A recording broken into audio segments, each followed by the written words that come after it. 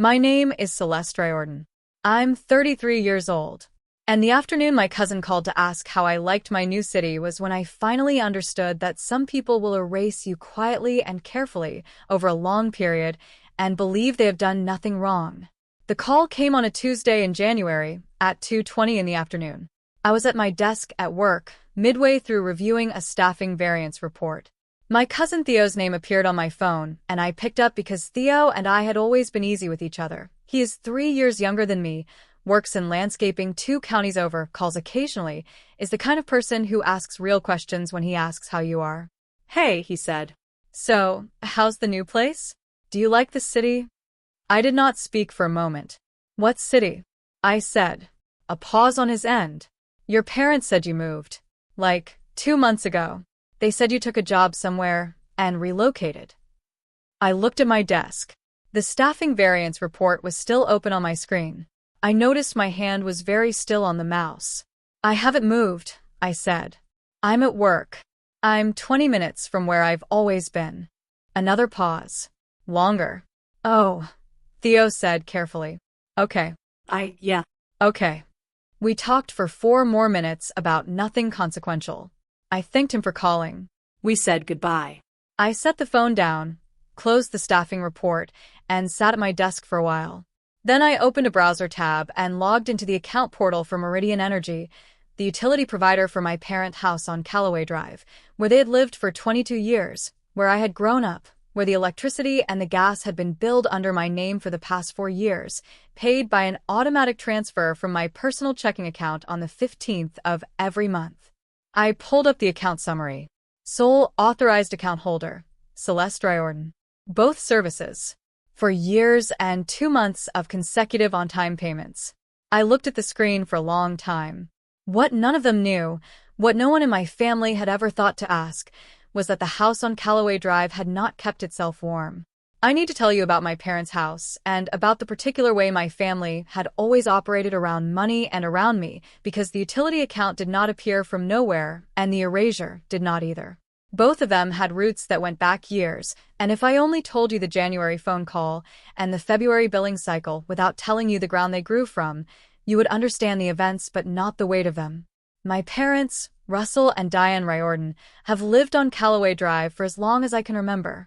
My father worked for 30 years as a fleet manager for a regional trucking company before he retired at 63. My mother worked part-time through most of my childhood. Receptionist work, then office management, then nothing once my brother Marcus started having children and she wanted to be available for the grandchildren. This is not a complaint about her choices. I am describing the shape of the household economy so you understand what it looked like when my father retired. My father's pension is $2,340 a month. My mother's Social Security, which she drew early at 62, comes to $890 a month. Their combined fixed income is $3,230. The mortgage on the Callaway Drive house was paid off in full the year I turned 27, a genuine relief, something my father had worked toward with the particular focus of a man who had grown up without financial stability and intended to guarantee it. The payoff mattered, but it did not eliminate the carrying costs of a 22-year-old house in a climate that ran cold from October through April. The utility situation began the winter my father had his first cardiac event. He was 64. The event was moderate, a blockage, a stent, a week in the hospital, and a month of restricted activity. He recovered well. But in the months that followed, a reorganization happened in how my parents managed things, and the reorganization had the particular quality of decisions made under stress that never quite get revisited. Things got simplified, responsibilities got consolidated, and I was nearby and capable and had been, since my mid-20s, the person my parents called when something needed handling. The utility bill had been on autopay for my father's checking account for years. When he came home from the hospital, and my mother was managing his medications and his follow-up appointments and the dietary changes and everything else, the autopay lapsed. It was a small thing, a missed payment, then a late notice, then a phone call from Meridian Energy that my mother answered and did not fully understand and handed to me when I came by that weekend. I called Meridian. I sorted the account. And when the representative asked who should be listed as the primary account holder going forward, I gave my name, not from strategy, simply from practicality. I was the one handling it. It made sense for the billing to reach me. I set up a new auto-pay for my account. I told my parents it was handled. My father said, "Thank you, Celeste." My mother said, "You're always so good at this." It was, I understood even then, a specific kind of acknowledgement, the kind that describes a function rather than a person. I drove home that Sunday evening and did not think about it again for a long time. I should tell you about Marcus, because his role in this story is not small even though he is never the one who does anything. Marcus Riordan is 37 years old and lives 11 minutes from our parents' house. He and his wife Lena have 3 children, 7, 5, and 2, and my parents' involvement in the grandchildren's lives is, from every account I have ever heard, the organizing center of my parents' retirement. My mother is at Marcus's house 3 or 4 times a week. My father attends every school event that falls within driving distance. Marcus and Lena come to dinner on Sunday. My parents' refrigerator has photographs of the grandchildren in a way it has never had photographs of anything else. I do not say this with bitterness. I am describing a gravity, the kind that exists in families where proximity and children create a kind of automatic closeness that has nothing to do with effort or consideration. It simply exists as a feature of daily life. Marcus did not choose to be closer to my parents than I am. He lives 11 minutes away and has 3 children. That is the arithmetic. What Marcus did choose, or rather, chose not to notice, was the way the arrangement worked. I was the one who handled things. He was the one who was there. These 2 functions were not treated as equivalent, but they were both depended upon, and the depending was so natural by the time I was in my 30s that I think no one in my family could have easily said when it had started or how it had come to seem permanent. I handled the utility account. I handled the homeowner's insurance renewal 2 years running when my father lost the paperwork and didn't mention it until the policy had already lapsed. I handled the call to the roofing company when a storm took 3 shingles off the back of the house and my parents weren't sure who to contact. I drove down on a Wednesday and supervised the repair. I was the person my parents called about problems, and Marcus was the person my parents talked to about their lives. These are not the same thing. I had understood this for a long time. What I had not understood, until Theo's call in January, was that the 2 functions had become so separate in my parents' minds that they could erase one without registering the existence of the other. They had told the extended family I had moved away. Not that we'd grown distant. Not that they hadn't seen me lately. That I had moved, taken a job, relocated, as though I were a finished chapter in the family story rather than a person who, every 15th of the month, was paying the bill that kept their house warm. I sat with this for 2 days before I did anything. I want to be accurate about what those 2 days looked like because they were not 2 days of building toward something. They were 2 days of ordinary life. Work, the gym, an evening cooking something that required attention, a call with a friend who was dealing with a difficult job situation and needed to talk. I went about my life, and I let the information about what my parents had done settle into its actual shape, which took time because the shape of it was stranger than I had initially understood. It was not that they had said something cruel about me. They had said nothing about me at all.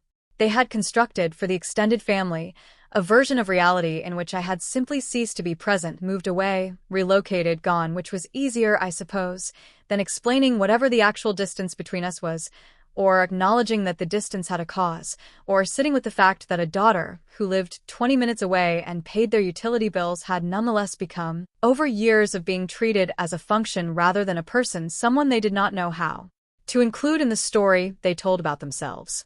That was the shape of it.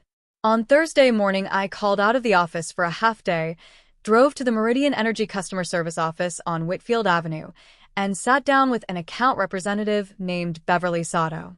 Beverly Sato had the particular professional manner of someone who has handled a wide variety of account situations and has learned to remain genuinely neutral in all of them.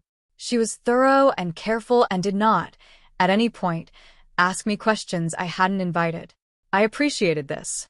I told her I was the account holder of record for the Callaway Drive property and that I wanted to understand my options regarding the account going forward. She pulled up the file. She confirmed, sole account holder, both electric and gas services, for years and 2 months of consecutive on-time payments. The current billing address, where statements were sent, was my address, not the Callaway Drive address. My parents had never received a single bill directly. They had never needed to. I asked Beverly what the process would be if I wanted to terminate the automatic payment arrangement and remove my name from the account. She explained the process carefully. If I closed the account or removed myself as the authorized holder, Meridian would notify the service address, Callaway Drive, that the account was in need of a new authorized holder. Service would not be interrupted immediately. There was a standard notification window of 30 days before any action on service status. Within that window, the residents at the service address would need to establish a new account in their own name or under an authorized third party, or arrange for direct billing. I asked whether the residents at the service address, she looked at the file and confirmed it was listed as occupied, had ever been listed on the account in any capacity. They had not. I thanked Beverly. I asked her to process the removal of the automatic payment and the transfer of account responsibility to the service address as of February 1st. I confirmed my mailing address for any final billing. I signed the necessary documentation.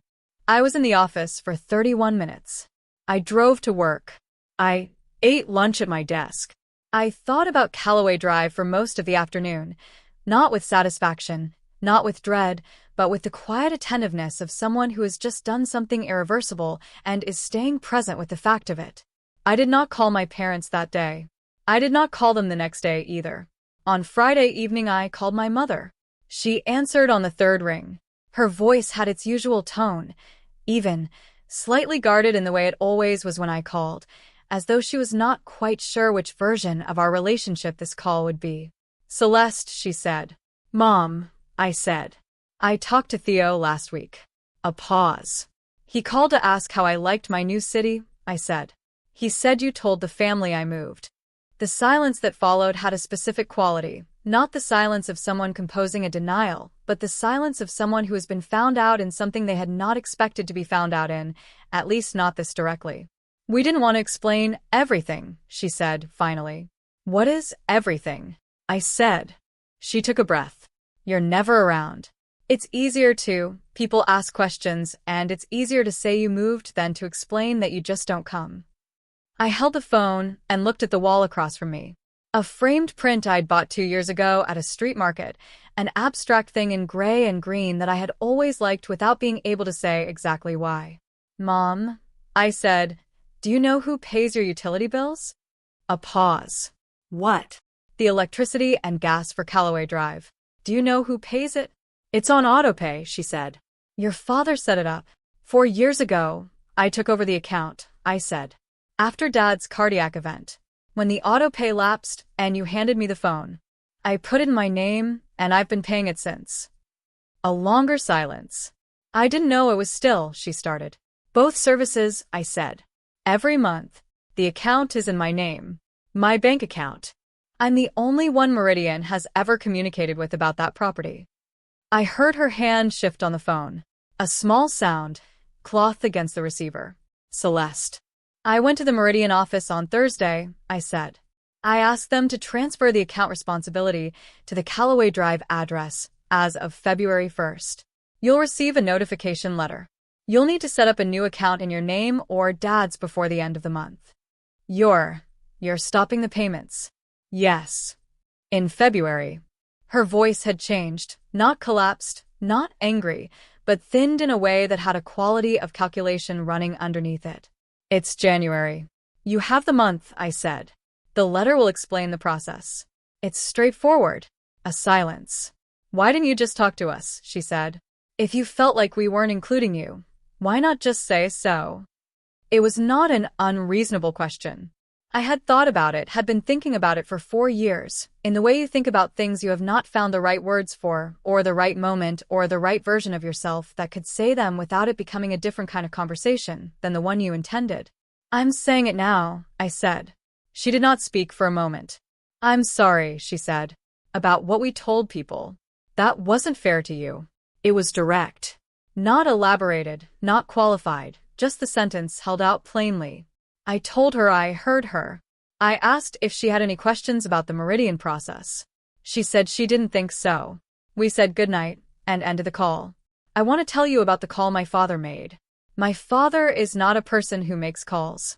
He is a person who fixes things in the physical world and manages his feelings by staying occupied and defers to my mother in matters of family communication, which is a pattern I have understood for most of my adult life without ever quite making peace with it.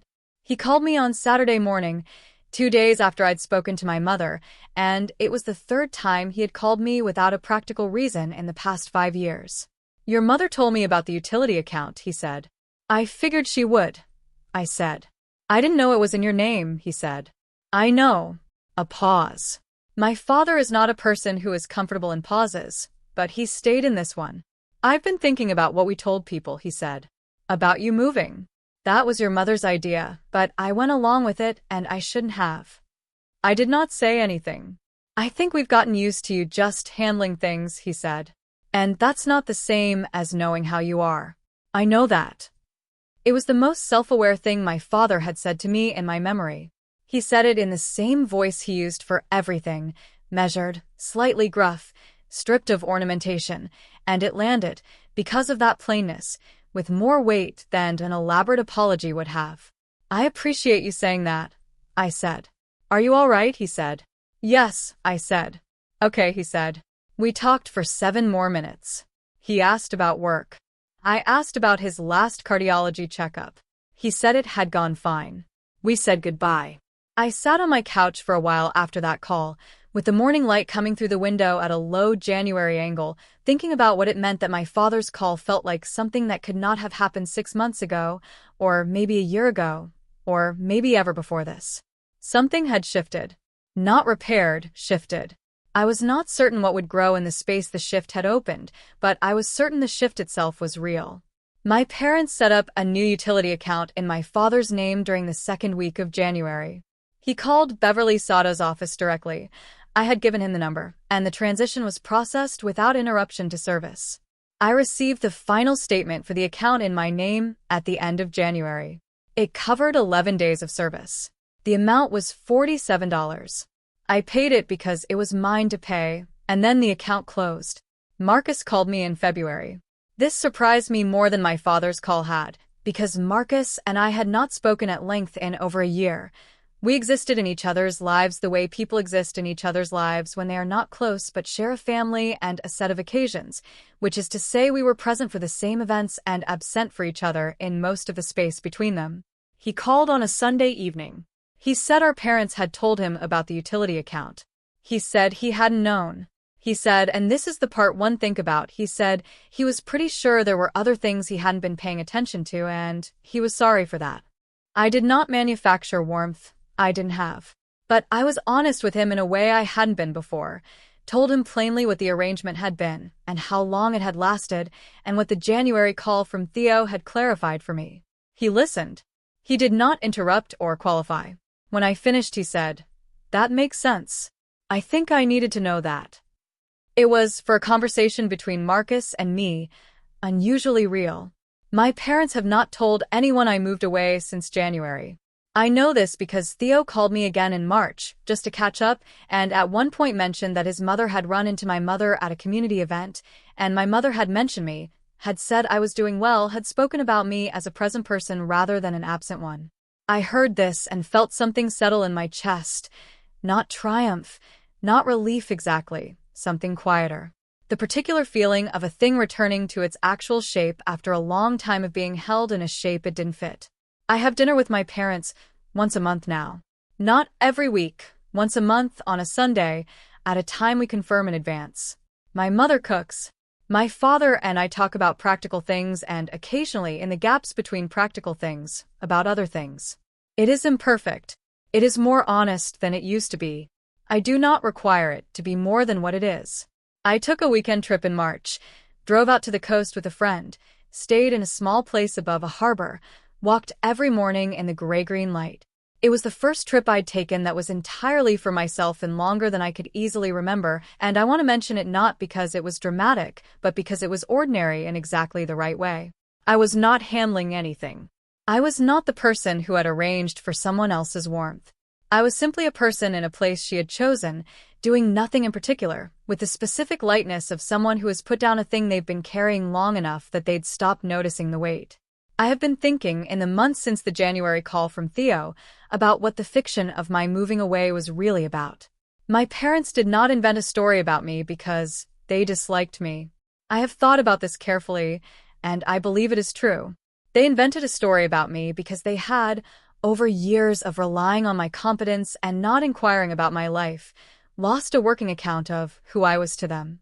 They knew me as a function, capable, available, reliable, and functions are easy to explain away when they are inconvenient to acknowledge. I had moved away. That was the story.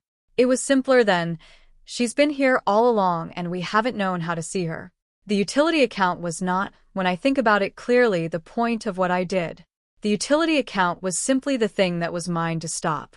What I was actually stopping was the arrangement, the long, quiet arrangement in which I was available and useful and invisible, which had lasted so long that my family had begun to mistake the invisible part for the whole of me. When I stopped, they had to look, not at the account, at me. I find I am not angry about the years. Anger would require me to believe my parents were doing something deliberate, and I don't believe that. I believe they were doing something careless, which is a different kind of hurt, less hot, more lasting, harder to address because it has no single moment to point to. Careless does not mean harmless. It means the harm arrived without anyone intending it, which makes the accounting of it both simpler and more complicated. The clearest act of generosity you can perform for someone who has forgotten to see you is to stop making it so easy for them not to. I did not stop the utility payments to punish my parents. I stopped them to end an arrangement that had allowed all of us, me included, to avoid the truth of what our relationship had become. The discomfort of February was the price of honesty, and I would pay it again. My name is Celeste Riordan. I am 33 years old. I kept the lights on at my parents' house for 4 years while they told the world I had moved away. I stopped on February 1st. What grew in the space that opened is still growing, and it is, for the first time in a long time, something I am tending rather than something I am holding up. When Celeste sat in Beverly Sato's office on that Thursday morning, 31 minutes, paperwork signed, account transferred, she had not yet called her parents. She made the decision alone, in a room her parents didn't know she was in. If you had been in her position, would you have called them first, or would you have gone to the office first the way she did? Leave your answer in the comments. I read every one of them. If this story found you at the right moment, the like button is right there, 1 second of your time. Subscribe, so the next one reaches you. Ring the bell. The story going up next is one I've been sitting with for a while, and it starts somewhere you won't expect. I'll see you then.